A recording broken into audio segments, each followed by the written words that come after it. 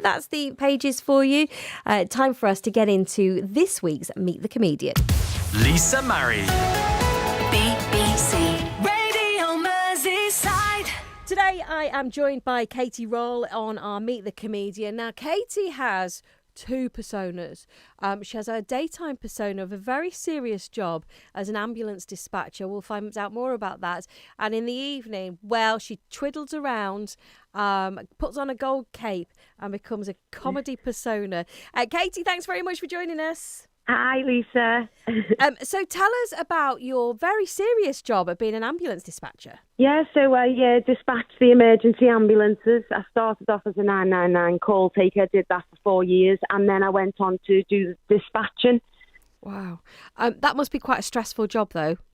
It can be very stressful, yeah. I mean, the calls can be stressful. It's just so busy. But, the staff are a great team, so I do enjoy it. I was recently on BBC Ambulance, that had just been aired. I was going to ask, do you wear that green uniform, even in dispatch, and were you on the TV show? Yeah, so we wear the green uniform, but ours is, we just have a black fleece instead of the green jacket. Yeah. And I was on the latest of Ambulance, episode 2 I was on, the Northwest, Liverpool one. How exciting. Did you get loads of texts? Was your phone going a bit crazy that night? It was really hectic, yeah. So tell me about you getting into comedy. How did that start? Well, ever since I was little, I've been a little, drama queen. And my mum was in drama and dance, and I just followed on from her. And then I was in all the drama classes at school and performing arts into my A-levels. So it's just been in me, really. Now, what I see of you is you do these caricatures online, and you quite often, on some of them, are two characters in one. Good editing skills to put it together. It must take quite a while. But you particularly impressed me with the weight loss stuff and the weight loss leaders from the weight loss clubs. Because I don't think there's many of us who've not been to one of those. No, and I always end up going back to a weight loss club and, losing weight, and I absolutely love it.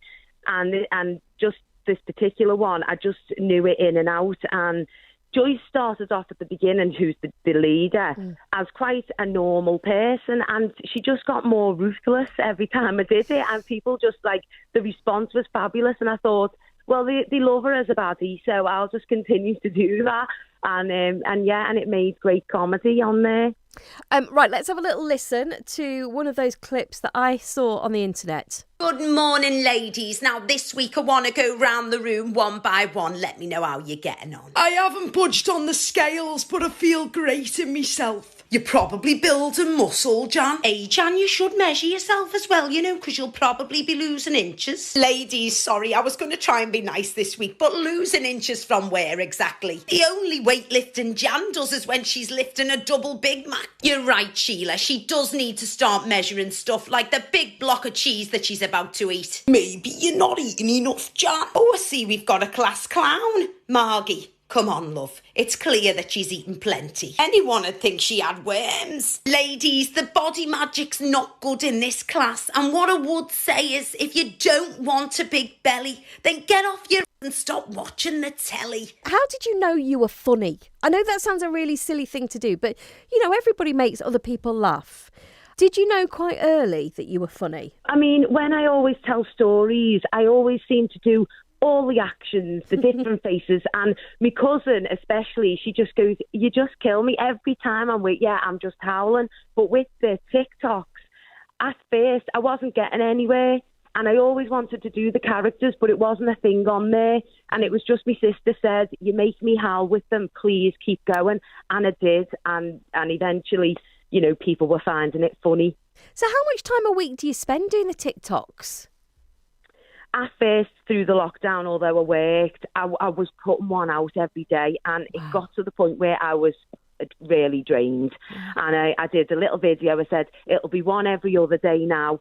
And now it's just once a week, and it's a bit more relaxing for me, and I just try and do it when I can, rather than I did really get I've sunk my teeth into it at first. But yeah, so at the moment, not that much time. At the beginning, a hell of a lot. And are you starting to be recognised now?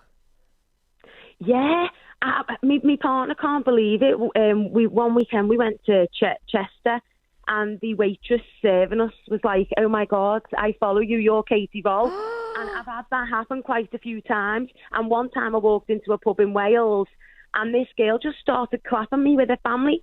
That's Katie Roll, but she works at the ambulance service and was clapping me. And I was thinking, oh, I feel like a celeb. Oh, I think that's lovely. It really was nice, yeah. Would you do like a comedy night with these characters, or would you just stick to your TikTok sketches?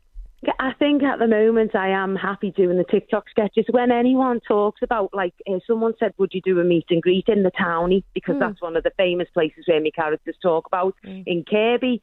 And you know what? My nerves just go. I'm great behind the camera, but face to face, I do get a bit of a panic on, so I'm not too sure. So, Katie, I've got a couple of questions that we've been asking people all the way through on this Meet the Comedian things that we've been doing. So, do you have any superstitions? Yes, and they come from childhood, and I can't get rid of them for some reason. So magpies are a big one. I'm saluting them, and if I'm not saluting them, I'm saying, hello, Mr. Magpie, how's Mrs. Magpie today? And the grids, I'm still skipping over the third grid. I don't know if that's something you've ever done. I've heard of it, but never done that one. Yeah, and I find myself trying to do it on the sly so that my kids don't see when I'm walking them to the school. And then the other one is the lamppost. If I'm walking with someone and one goes the other side of the lamppost, they don't know, but in my head I'm saying bread and butter, butter and bread. God knows what it means. I've never heard that one before. Yeah, and and there's a latest one. I don't know if this is superstition. I don't know where I got it from, but the angel number's 11.11. If I see it on my phone, I think it's like good luck, and I don't know where I got it from. It only started about a year ago as well. Isn't that funny? Katie, how can we follow you and watch these videos that you've been talking about?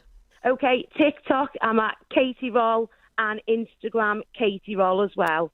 Amazing. Katie, thank you so much for your time. It's been great to meet the comedian.